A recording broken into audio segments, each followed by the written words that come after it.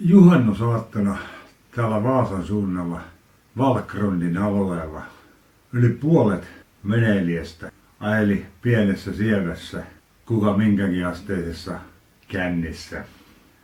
Ja koko Suomen tieliikenteessähän rattijuoppoja oli vaikka kuinka paljon.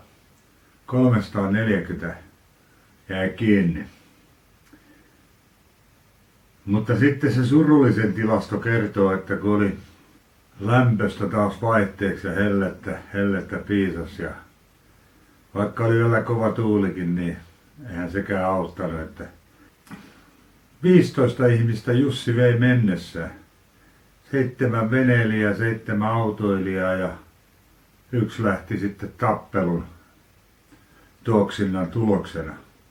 Että on syytä muistaa kyllä, että pitäisi vähän katsella kuinka juhlitaan ja silleen.